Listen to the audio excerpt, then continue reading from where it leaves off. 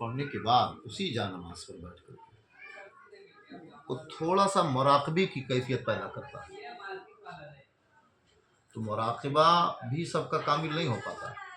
उसको मैं यूँ समझाऊँ, जैसे एक चाकू ले लो आप, तो एक चाकू तो कसाई की होती है, वो रोज़ाना उस पर धार लगाता है, और एक चाकू आम आदमी की होती है, तो उसको कभी कभी सब्जी काटने की या ऐसी और कोई चीज़ काटने की ज़रूरत पड़ती है जी। तो उसकी धार में और जो कसाई है उसके चाकू की धार में बड़ा फ़र्क होता है, क्योंकि उस पर रोज़ धार लग रही है, और घर में जो रखा हुआ है उसमें कभी कभी हो रहा है।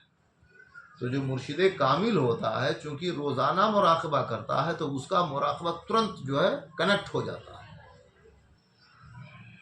और जो कभी कभी करता है तो वो कनेक्टिंग उतनी फास्ट नहीं हो पाती, या हो भी जाती है तो वीक होता रहता है। जैसे मोबाइल में आप देखते हैं कभी कभी अगर अच्छे नेटवर्क में आप हैं तो बात फटाफट होती है, और अगर नेटवर्क कहीं अच्छा नहीं है तो वीक है तो गुफ्तगू जो है कट कट के आती है।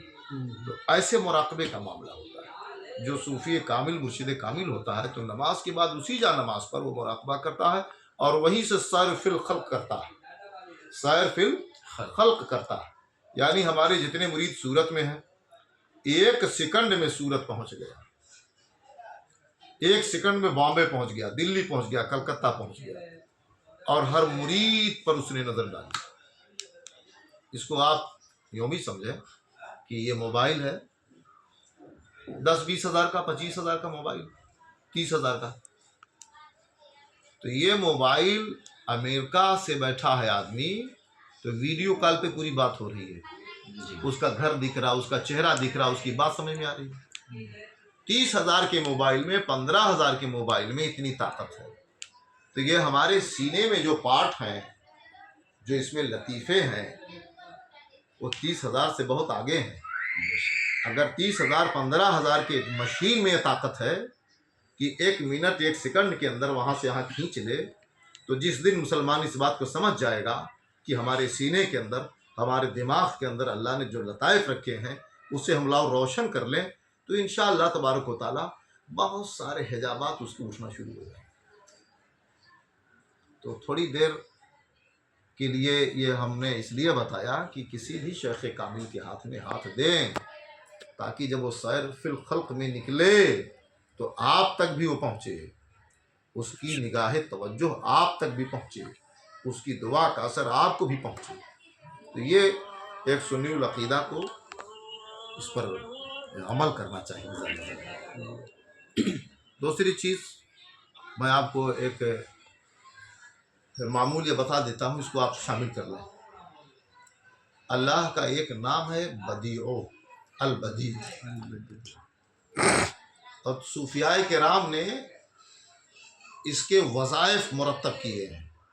जैसे हज़रत गौस शुतारी ने और सैयदना मोहम्मद गौस गवालियरी ने, हुज़ूर मदारुल आलमीन ने, और शायद कि कोई सूफ़ी बचा हो जिसने इसको अखज़ न किया।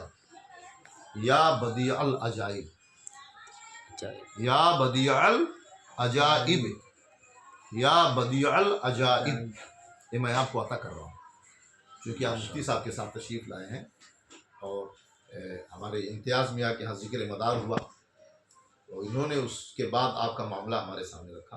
तो ये आपके लिए हमने अखज़ किया है, मुंतखब किया है कि आप हर नमाज के बाद एक तस्बीह, अल्लाह का नाम बदी है, और जब वो करम करता है तो बिला सबब, बिला ज़राए, बिला वसाइल, बग़ैर किसी सबब के अपने बंदे की ज़िंदगी में, कारोबारी ज़िंदगी में, ईमानी ज़िंदगी में, बातिनी ज़िंदगी में, ज़ाहिरी ज़िंदगी में ऐसे इनकलाब पैदा करना शुरू कर देता है कि दुनिया ताज्जुब में पड़ जाती है। और वो एक छोटा सा लफ्ज़, या बदीअल अजाइब, या बदीअल अजाइब, या बदीअल अजाइब, कनेक्ट होकर के अल्लाह से बग़ैर किसी सबब के अजायबात को ज़ाहिर करने वाला, बग़ैर किसी वसीले के अजायबात को जो है मुश्तहर करने वाली जो ज़ात है वो अल्लाह तबारक व तआला की, वो पैदा कर देते हैं अजायबात को। तो आपके जो मामलात हैं, आप इस विरद पाक को अपने अमल में ले लें। 5 वक्ता नमाज के बाद एक तस्बीह या बदीअल अजाइब की आप पढ़ें। आप पढ़ें 17 रोज तक, आप 17 रोज तक या बदियल अजायब, अभी मैं इसी कदर आपको अता कर रहा हूँ, इसको आप पढ़ें। उसके बाद आप देखें कि रोशनी नज़र आ रही है कि नहीं। रोशनी नज़र आना शुरू हो जाएगी तो ज़िंदगी तब्दील होना शुरू हो जाएगी, क्योंकि ये इजाज़त आपको एक मौलवी नहीं दे रहा है, एक फ़कीर दे रहा है, एक ओवैसुल मशरब दे रहा है। अल्हम्दुलिल्लाह ये फ़कीर हुज़ूर मदारुल आलमीन का बराह रास्त डायरेक्ट खलीफा सरकार जिंदा शाह मदार से बिला किसी वास्ता की इस फ़कीर को खिलाफत इजाज़त हासिल आपको अता कर दिया। या बदिया नजा एक तस्वीर आपको पढ़ना और नमाज़ें पढ़ने जाना की पाबंदी करना, और बुजुर्गों की बारगाह में जब आप पहुँचे तो बड़े ही अदब व एहतराम के साथ पहुँचे। ठीक, फ़कीर जो है नमाजने में जब आता है तो सबसे ज़्यादा उसको नवाजता है जो मुअद्दब होता है, समझ गया। तो कहीं भी आस्थाने पर आप जाएं, बुजुर्ग के बारगाह में जाएं, किसी मज़ार पाक पर जाएं, बड़े अदब व एहतराम के साथ जाएं। जितने बड़े लोगों को आप पाएंगे बहुत बाद पाएंगे। अल्लाह ताला से हमारी दुआ के अल्लाह ताला आपको तरक्की और आपकी मुश्किलात को अल्लाह ताला हम आपको एक नक्श कर रहे हैं, उसको आप पाएंगे।